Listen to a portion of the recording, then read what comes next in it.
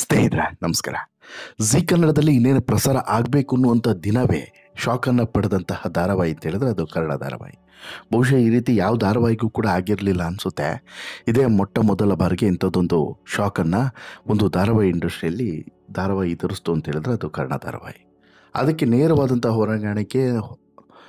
ನೇರವಾದಂಥ ಹೊಣೆಗಾರಿಕೆಯನ್ನು ಹೊರಬೇಕಾದವರು ಭವ್ಯಗೌಡ ಅನ್ನೋದರಲ್ಲಿ ಎರಡನೇ ಮಾತೇ ಇಲ್ಲ. ಕಾರಣ ಅಗ್ರಿಮೆಂಟ್. ಭವ್ಯಗೌಡ ಮಾಡಿದಂಥ ಒಂದೇ ಒಂದು ಎಡವಟ್ಟು, ಒಂದೇ ಒಂದು ಅಹಂಕಾರದ ಪರಿಣಾಮ, ಆಕೆ ತೋರಿದಂತಹ ಅಹಂಕಾರಕ್ಕೆ ಪಾಠ ಕಲಿಸ್ತೀವಿ ಎನ್ನುವುದನ್ನು ನಿರ್ಧಾರ ಮಾಡಿದಂತಹ ಕಲರ್ಸ್ ಟೀಮು ಕೊಟ್ಟಂಥ ಶಾಕಿಗೆ ಕನ್ನಡ ಧಾರಾವಾಹಿ ಪ್ರಸಾರ ಆಗಲಿಲ್ಲ. ನಟಿ ಭವ್ಯಗೌಡ ಹಾಗೂ ಕಲರ್ಸ್ ಕನ್ನಡ ನಡುವಿನ ಒಡಂಬಡಿಕೆ ಅಗ್ರಿಮೆಂಟನ್ನು ಮುರಿದು ಹೊರಬಂದಿದ್ದರಿಂದ ಇಷ್ಟೆಲ್ಲ ಆಯಿತು ಅನ್ನೋದನ್ನು ಬಾಯಿಬಿಟ್ಟು ಎಲ್ಲರೂ ಕೂಡ ಈಗಾಗಲೇ ಹೇಳಿಯಾಗಿದೆ.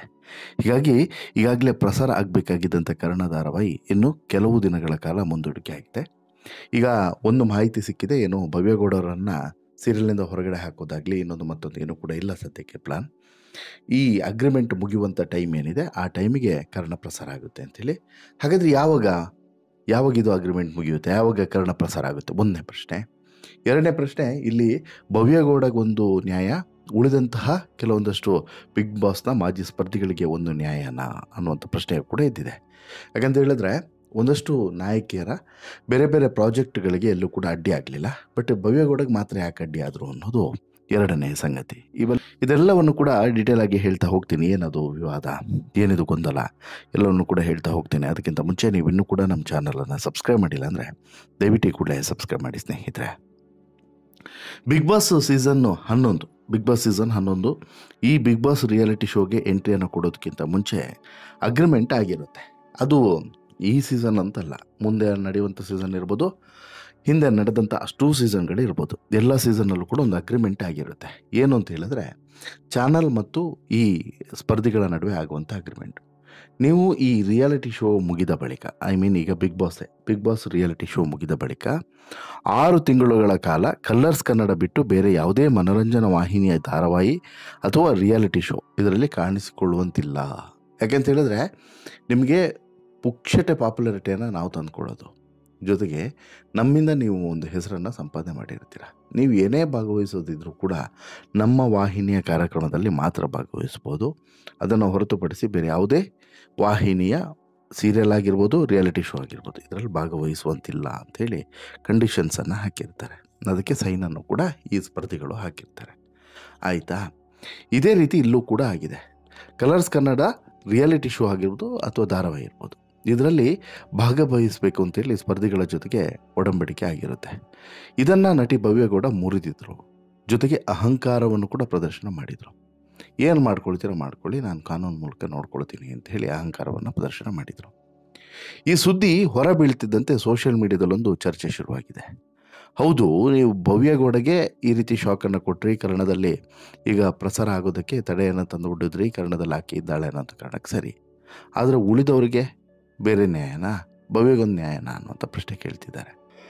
ಹಾಗಾದರೆ ಯಾವಾಗ ಈ ಅಗ್ರಿಮೆಂಟ್ ಮುಗಿಬಹುದು, ಜೊತೆಗೆ ಯಾವಾಗ ಕನ್ನಡ ಧಾರಾವಾಹಿ ಪ್ರಸಾರ ಆಗ್ಬೋದು, ಇದನ್ನು ನೋಡ್ತಾ ಹೋಗೋದಕ್ಕಿಂತ ಮುಂಚೆ ಈಗ ಒಂದು ವಿಚಾರವನ್ನು ನಿಮಗೆ ಹೇಳಬೇಕು.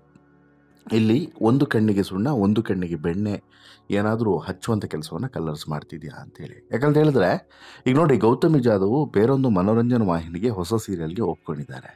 ಇನ್ನೊಂದು ಕಡೆ ಮೋಕ್ಷಿತ ಪೈ ZEE5ನ ವೆಬ್ ಸೀರೀಸ್ಗೆ ಈಗಾಗಲೇ ಒಪ್ಪಿಗೆ ಕೊಟ್ಟು ನಟಿಸ್ತಿದ್ದಾರೆ.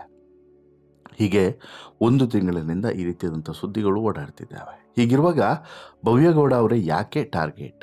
ಅವರ ಮೇಲೆ ಕಲರ್ಸ್ ಕನ್ನಡ ಕಾನೂನು ಸಮರವನ್ನು ಸಾರಿದಂಥ ಹಿನ್ನೆಲೆ ಏನು ಅನ್ನುವಂಥ ವಿಚಾರದ ಬಗ್ಗೆ ಚರ್ಚೆ ಆಗ್ತಿದೆ. ಉದ್ದೇಶಪೂರ್ವಕವಾಗಿ ಹೀಗೆ ಮಾಡಿದ್ರಾ ಅಂತೇಳಿ. ಕಳೆದ ಕೆಲವು ದಿನಗಳಿಂದ ಗೌತಮಿ ಜಾಧವ್ ಅವರು ಹೊಸ ಸೀರಿಯಲ್ ಬಗ್ಗೆ ಚರ್ಚೆ ನಡೀತಾ ಇದೆ. ಬಿಗ್ ಬಾಸ್ ರಿಯಾಲಿಟಿ ಶೋ ಮುಗಿದ ಬಳಿಕ ಗೌತಮಿ ಜಾಧವ್ ಉದಯ ಟಿವಿಯಲ್ಲಿ ಪ್ರಸಾರ ಆಗ್ತಿರುವಂತಹ ಧಾರಾವಾಹಿ ಸೇವಂತಿಯಲ್ಲಿ ನಟಿಸ್ತಾ ಇದ್ದಾರೆ ಅನ್ನುವಂಥ ಸುದ್ದಿ ಓಡಾಡ್ತಿದೆ. ಗೌತಮಿ ಈ ಬಗ್ಗೆ ಅಧಿಕೃತವಾಗಿ ಎಲ್ಲಿಯೂ ಕೂಡ ಹೇಳ್ಕೊಂಡಿಲ್ಲ, ಆದರೂ ಕಿರುತೆರೆ ವಲಯದಲ್ಲಿ ಈ ಸುದ್ದಿ ದೊಡ್ಡ ಸುದ್ದಿಯನ್ನೇ ಮಾಡ್ತಿದೆ. ಇದನ್ನೇ ಇಟ್ಕೊಂಡು ಗೌತಮಿ ಜಾಧವ್ ಅವರಿಗೆ ಹೇಗೆ ಒಪ್ಪಿಗೆ ಸಿಕ್ತು ಅನ್ನುವಂಥ ಪ್ರಶ್ನೆಯನ್ನು ಇಲ್ಲಿ ಸೋಷಿಯಲ್ ಮೀಡಿಯಾದಲ್ಲಿ ಕೇಳ್ತಾ ಇದ್ದಾರೆ ಸಾಕಷ್ಟು ಜನ. ಇದು ಒಂದು ಭಾಗ. ಇನ್ನೊಂದು ಕಡೆ ಮೋಕ್ಷಿತ ಪೈ ಕೂಡ ZEE5ಗಾಗಿ ಒಂದು ವೆಬ್ ಸೀರೀಸ್ನಲ್ಲಿ ನಟಿಸ್ತಾ ಇದ್ದಾರೆ ಅನ್ನೋಂಥ ಸುದ್ದಿ ಹರಿದಾಡ್ತಿದೆ.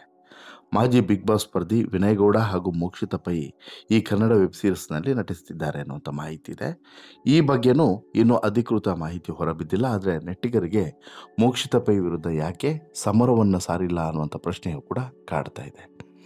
ಈ ಚರ್ಚೆಯ ಬೆನ್ನಲ್ಲೇ ಕಿರುತೆರೆಯ ಮೂಲಗಳು ಸೂಕ್ತ ಕಾರಣವನ್ನು ಕೊಟ್ಟಿದ್ದಾವೆ. ಗೌತಮಿ ಜಾಧವ್ ಈಗಾಗಲೇ ಬಿಗ್ ಬಾಸ್ ಅಗ್ರಿಮೆಂಟ್ನಂತೆ ಕಲರ್ಸ್ ಕನ್ನಡ ರಿಯಾಲಿಟಿ ಶೋನಲ್ಲಿ ಭಾಗವಹಿಸಿದ್ದಾರೆ.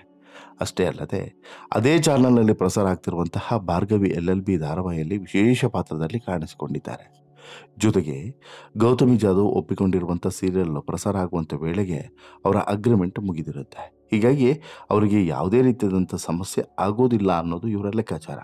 ಅಲ್ಲಿವರೆಗೂ ಯಾವುದೇ ಕಾರಣಕ್ಕೂ ಕೂಡ ಗೌತಮಿ ಜಾಧವ್ ಫೋಟೋಸ್ ಆಗಲಿ ಅಥವಾ ವಿಡಿಯೋಸ್ ಆಗಲಿ ಪ್ರಸಾರ ಆಗೋದಿಲ್ಲ ಅನ್ನುವಂತಹ ಒಂದು ಕಂಡೀಷನ್ಸನ್ನು ಹಾಕ್ಕೊಂಡಿದ್ದಾರೆ.